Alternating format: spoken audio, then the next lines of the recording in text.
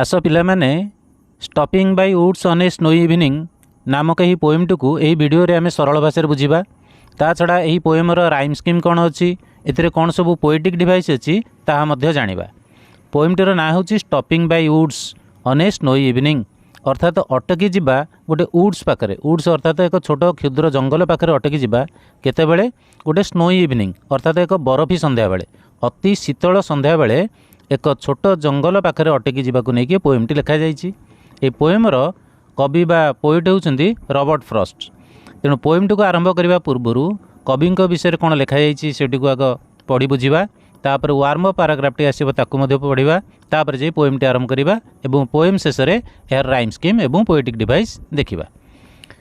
ए देख लिखा जाइछि इंट्रोड्यूसिंग द ऑथर को विषय इंट्रोड्यूस करा जाउछि। ऑथर होउछन्ती संपूर्ण ना तांकर रॉबर्ट ली फ्रॉस्ट। से 1874 रे जन्मग्रहण करथिले 1963 रे मृत्युवरण करथिले। जेभଳି तुमे जान रॉबर्ट फ्रॉस्ट नु कहा जाय थाए पोएट ऑफ नेचर। से प्रकृतिर कवि। तांकर प्रत्येक पोएम रे तमे देखिबो प्रकृतिर वर्णना। सेही पोएम रे केवल प्रकृतिर वर्णना एवं प्रकृतिर प्रशंसा करा जाय न थाए। प्रकृति को आनी मनुष्य जीवन सहित जोड़ी थांती से एवं मनुष्य जीवनर प्रत्येक आस्पेक्ट को से प्रकृति सहित जोड़ी हमको उपदेश देई थांती। कौन लिखा है पढ़िबा। Robert Frost is one of the most popular and critically acclaimed American poets. Robert Frost होउछन्ती सबुठारु बहुजन विदित पॉपुलर बहुजन विदित क्रिटिकली अक्लेम्ड अर्थात समालोचक माने मध्य तांकर प्रशंसा करथांती। सेही भली पोएट को अमेरिकन पोएट को मध्य से होउछन्ती जणे। He is highly regarded for his realistic depictions of rural life. से बहुमात्रा रे सम्मानास्पद अटंती कारण से वास्तव भाव में चित्रण करिथांती ग्राम्य जीवन को। And his command of American colloquial speech अर्थात अमेरिकीय चलित भाषा बा अमेरिकीय गाँवली भाषा उपरे तांकर जो कमांड अच्छी और बा कर्तृत्व अच्छी से मध्य से highly regarded. His poetry reveals a keen interest in the varying beauties of nature. तांकर प्रत्येक पोएम रिवील करते प्रकाश करते अर्थात आमको जन थाए किभली एक कीन इंटरेस्ट डीप इंटरेस्ट अच्छी वैरिंग ब्यूटीज ऑफ नेचर प्रकृतिर सुंदरतार भिन्नतारे अर्थात विभिन्न सुंदरतार किभली कीन इंटरेस्ट अच्छी आम मनुष्य समाजर ताकू देखिले किभली आमर कीन इंटरेस्ट सृष्टि होता है मनरे तांको पोएम माध्यम आमको जना पड़ी थाए। एंड अपारेंटली स्मॉल तांको पोएम गुड़िक टिके छोट अटे डीपली मीनिंगफुल किंतु गभीर भाव में महत्वपूर्ण एवं अर्थपूर्ण अटे।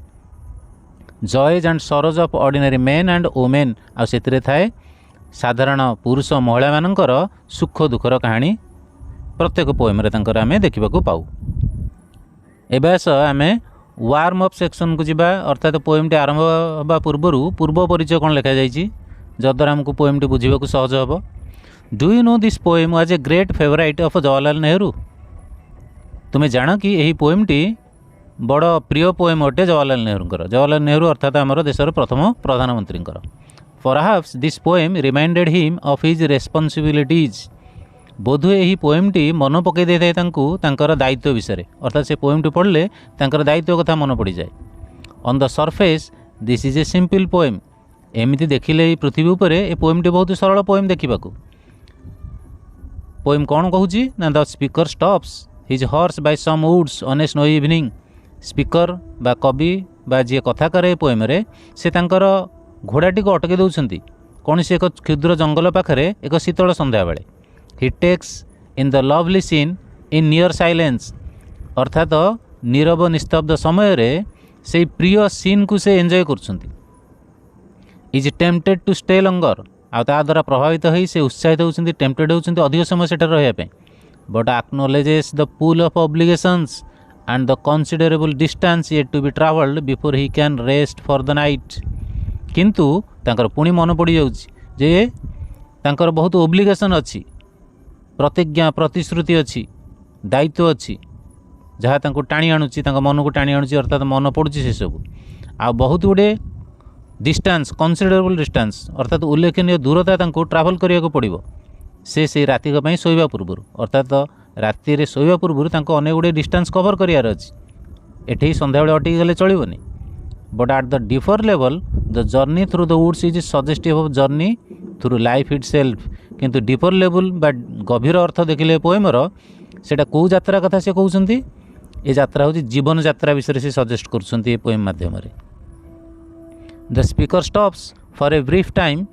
टू मेडिटेट एठार तो कवि अटकी जाइछंती एक संक्षिप्त समय बा क्षुद्र समय पाई ध्यानमग्न हेबाकू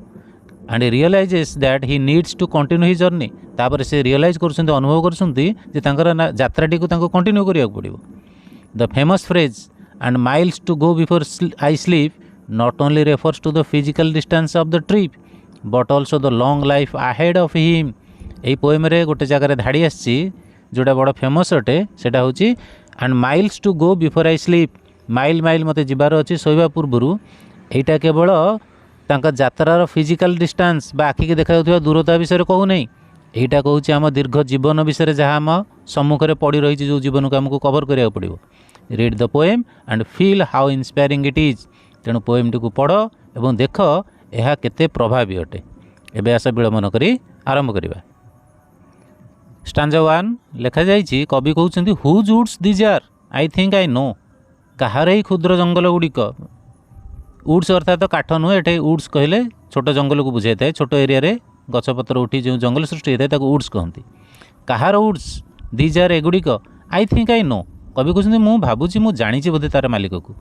his house is in the village दो कारण तार घरटा यही गाँव रे निकटस्थ गाँव रे he will not see me stopping here से तो मत देखिपारनी बा से देखो ना मत एठारे मु अटकी जाइथिबार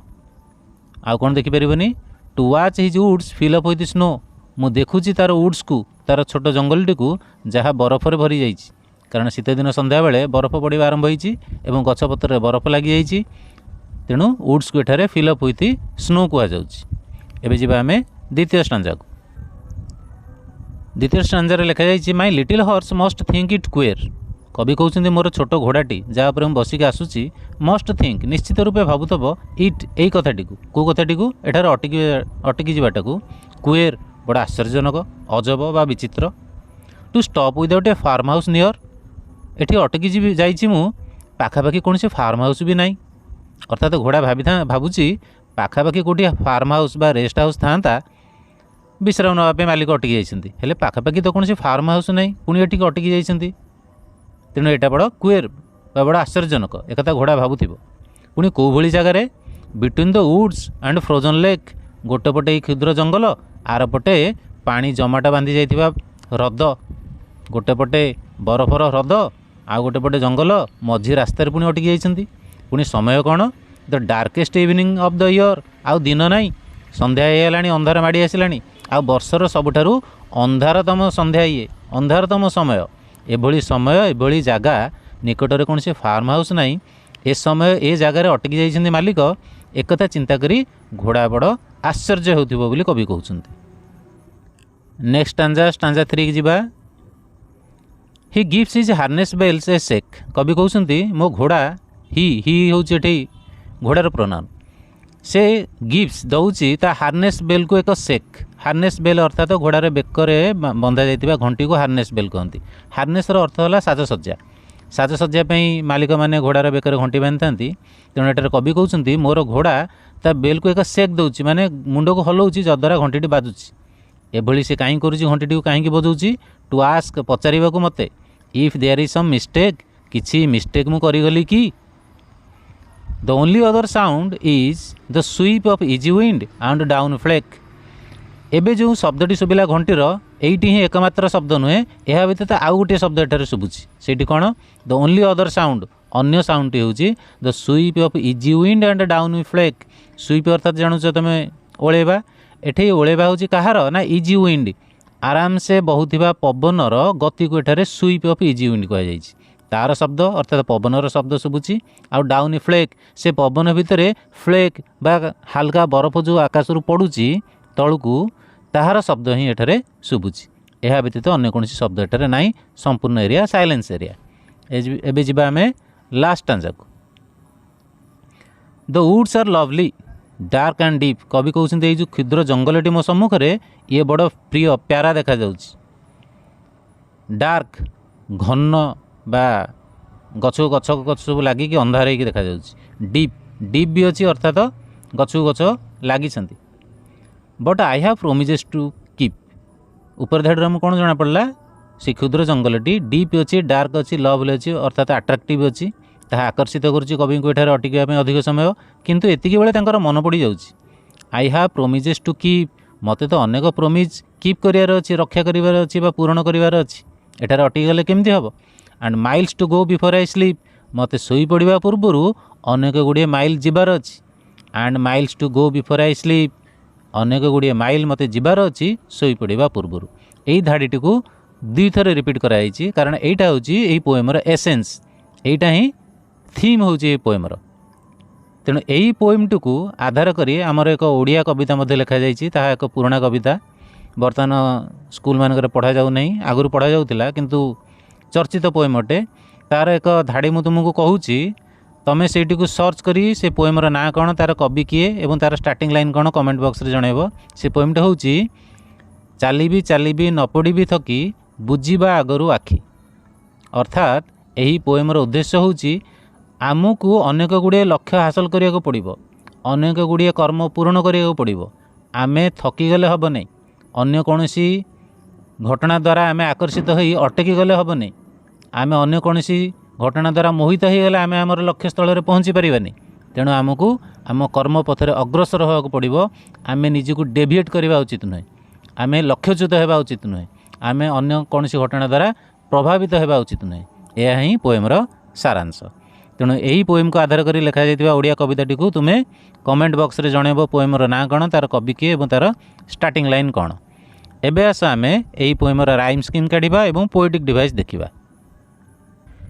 स्टांजा 1 राइम स्कीम देख राइम स्कीम काढ़ार शैली कहीदे शुण यह अक्षर द्वारा डिसाइड हो न थाए यह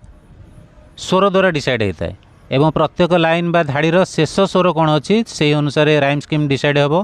जो स्वरटी प्रथम आसो ए अक्षर नि स्वरटी यदि रिपीट हुए से ए नियाजिबो एवं अन्य स्वर आसिले तापर बी नियाजिबो पुणी से स्वरटी रिपीट हेले पुणी आउ थे बी नियाजिबो एही हला सिस्टम तेणु एठार देख प्रथम लाइन शेष में नो ओ शुभुची स्वर आसुची ओ तेणु एथिपे नियाजिबो ए द्वितीय लाइन शेष में दो एठी मध्य ओ शुभुची लास्ट को तेणु एठारे मध्य नियाजिबो सेही एका लेटर एका स्वर अच्छी से ए तृतीय लाइन रे आम देखुचे हियर लास्ट को र शुभुची एटे ई लेटर सहित किसी काम नहीं स्वर सहित काम साउंड सहित काम तेणु र एक नुआ साउंड होतापे आम नेबा नेक्स्ट लेटर बी एवं शेष लाइन बा चतुर्थ लाइन लास्ट स्नो ओ साउंड आउ आम ए नहीं तेणु यहाँ हो ए तेणु राइम स्कीम बाहरला ए बी ए ठीक से भाई प्रत्येक स्टांजार राइम स्कीम से अच्छी देखी एठारे मध्य A B A third stanza देख एठारे मध्य ए बी ए किंतु शेष स्टांजाटीर राइम स्कीम टी अलग अच्छी ये सबू गोटे प्रकार अच्छी तेणु सबू जगार ए कि किंतु गोटे कथा मन रखी तो गोटे स्टांजा देते राइम स्कीम यही प्रकार हम जदि स्टांजा गुड़िक लगातार भाव में देती मनकर दुईटी स्टांजा देती ताहले नुआ प्रकार हम कि हम कहीदे देख यही ऊपर स्टांजाटी को देख एठार आमर कौन बाहर राइम स्कीम ए बी ए तेणु आम दुईटी अक्षर कवर करचे ए तृतीय स्टांजा ये जो नेक्स्ट स्टांजा रे आम ए बी नबानी आम से सी नबा तेणु एठार राइम स्कीम हो सी तापर गोटे नुआ साउंड आसला नियाजिबो डी एवं से साउंड रिपीट होइथिबारु पुणी नियाजिबो सी अर्थात एठार राइम स्कीम है सी डी सी दुईटी स्टांजा देते ये हम ना यदि सिंगल स्टांजा देती ताले जे भली तुमको बुझेली से भाई हम एबे आस देखा आम पोएम कौन सब पोएटिक डिवाइस पाचे प्रथम स्टांजार प्रथम लाइन में पोएटिक डिवाइस जहाँ आमको देखा सेटा हूँ कंजोनान्स क्या कहते आग बुझ गोटे लाइन रे बा गोटे सेंटेंस रे मिनिमम दुईटी वर्डर शेष स्वर जदि कन्सोनांट साउंड अच्छी ताको कहते कंसोनांट साउंड भावेल साउंड जानिछ भावेल साउंड होगा अ आ ई ओ उ आकु छाड़देले जिते साउंड क ख ग घ च छ ये सब होगा कंसोनांट साउंड तेणु एठार दुईटी वर्ड देख प्रथम लाइन रे लिखा जाइए गोटे है हुज आ गोटे है दीज हुज रो शेष साउंड आउची ज दीज रो शेष साउंड आउची ज तेणु ये दुईटी जाक कंसोनांट साउंड होइतिबारु एई पोएटिक डिवाइस को कह consonance okay next line second line में पोएटिक डिवाइस अच्छी कंजोनान्स सेटा किए से गोटे वार्ड होगा हिज आ गोटे है इज एठी मध्य ज आसुची सेठी मध्य ज आसुची शेष साउंड कन्सोनाट होइथिबारु दुईटी वार्ड मिनिमम आकु कुआजिबो consonance. Next poetic device third line अच्छी सेटा होची आजोनान्स। आजोनान्स कौन बुझ प्रथमे आजोनान्स कहती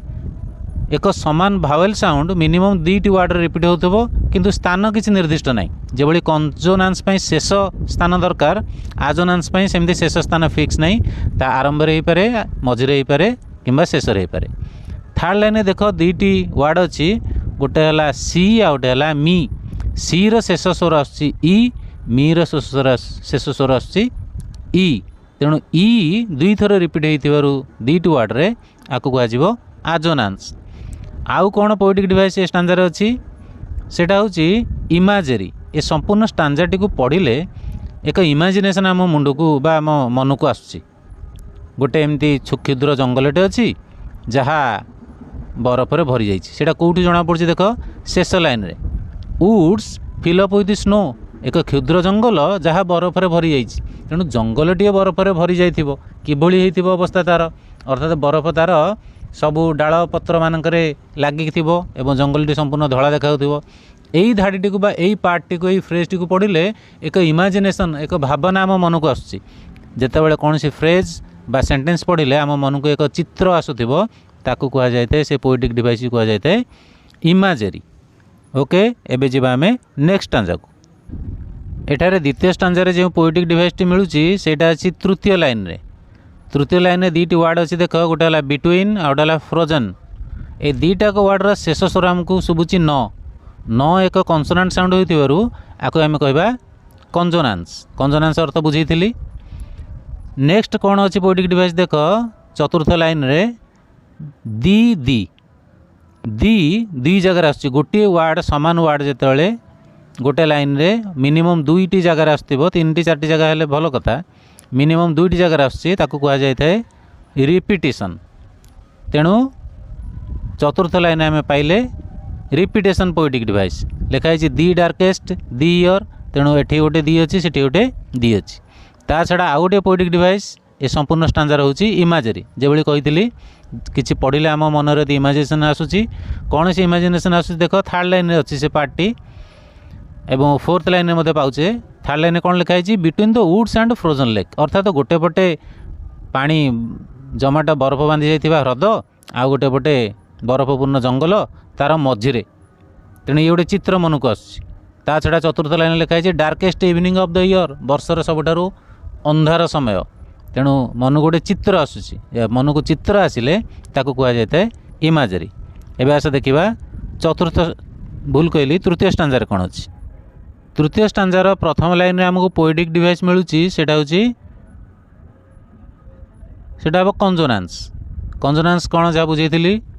अर्थात मिनिमम दुईटी वार्डर शेषर कन्सोनान्ट साउंड आसुची ए देख गोटे होची गिव्स लास्ट रे स आसुची आ गोटे हार्नेस लास्ट रे स साउंड आउची आ गोटे वार्ड है बेल्स बेल्स रो शेष रे स साउंड मिलुची एटी तीनोटी वार्ड मिनिमम हमको दुईटी वार्ड दरकार थिला तीनोटी वार्ड होची तेणु एटी हैला कंजोनान्स। ता छड़ा नेक्स्ट पोएटिक डिवाइस हमको मिलिबो तृतीय लाइन रे। तृतीय लाइन रे जो पोएटिक डिवाइस सेटा होची आलिटरेशन। आलिटरेशन का कहते बुझिनियो ये होची ठीक कंजोनान्स रो उल्टाटा कंजोनान्स रो लास्ट साउंड कन्सोनान्ट हेबा दरकार किंतु यदि फास्ट साउंड कन्सोनान्ट आउची अर्थात दुईटी वार्ड रो बिगिनिंग रे यदि हमको कन्सोनान्ट साउंड मिलुची ता कहते आलिटरेशन। से दुईटी वार्ड किए थर्ड लाइन रे गोटे हला साउंड गोटे हला स्वीप साउंड रो प्रथम साउंड हला स एवं स्वीप रो प्रथम साउंड है स तेणु जो भावेल साउंड यहाँ भूल कहली यहाँ कन्सोनान्ट साउंड मिलूँ आरंभ रे तेणु या कुआ जाए आलिटरेशन। नेक्स्ट पोएटिक डिवाइस आउ किछि अछि कि एतरे नाई आउ किछि नाई एबे आमे जिबा फोर्थ स्टांजा बा लास्ट स्टांजा एही शेष स्टांजा रे सेंदी विशेष पोएटिक डिवाइस नाही देखिबा गले गोटे तो हेई पारे इमाजेरी कारण प्रथम लाइन जना पड़ी वुड्स टी बड़ लवली अच्छी डार्क अच्छी आ डीप अच्छी एक पढ़ला बेले आम मन को एक चित्र आसूँ तेणु पोएटिक डिवाइस हो इमाजेरी। ता छड़ा आउ गोटे इंपोर्टाट पोएटिक डिवाइस मिलूँ सेटा होची एन्जामेंट। एन्जामेंट क्या कहते बुझ जदि कौन सी वार्ड किंबा फ्रेज समान वार्ड फ्रेज मिनिमम दुईटी लाइन बिगिनिंग रे रिपीट होउछि ताको कह जाए एंजाममेंट। से कौ दुईटी लाइन देख, तृतीय और चतुर्थ लाइन बिगिनिंग देख, एठे अच्छे एंड माइल्स एवं एठी मध्ये अच्छी and miles, and miles to go, and miles to go beginning रे अच्छी, आउ आगु तो समान अच्छी किसी कथा नहीं। एभली पोएटिक डिवाइस को कह जाए एंजाममेंट। पोएमटर आलोचना आम शेष कले। ये देख पोएम तले ग्लोसारी देछि बा वर्ड मीनिंग देछि। ए वर्ड मीनिंग गुडी को पढ़ी बुझिबो, कारण यह पोएम टी को बुझिबार सहायता करिवो। ता तले देख प्रश्नोत्तर देछि। ए क्वेश्चन गुडिक तुम अभ्यास कर। एक्जाक्ट ये क्वेश्चन परीक्षा आसबनी, अलग क्वेश्चन आसो, किंतु क्वेश्चन आंसर लिखा शैली अभ्यास करिया भल। जदि तुम्हें क्वेश्चन रु आंसर लिखा शैली जानिन, मु केबे एक नेक्स्ट वीडियो बनैबी किभली क्वेश्चन रु आंसर लिखा जाए ता बतैबी। ता द्वारा तुम शिखिपर जापर जहाँ 2 मार्किया कि 3 मार्किया कि 1 मार्किया कि 2.5 मार्किया उद्दिष्ट अटे। से भली क्वेश्चन आंसर लिखा शैलीटी उपर आम वीडियो प्रस्तुत करवा। Okay, thank you for watching.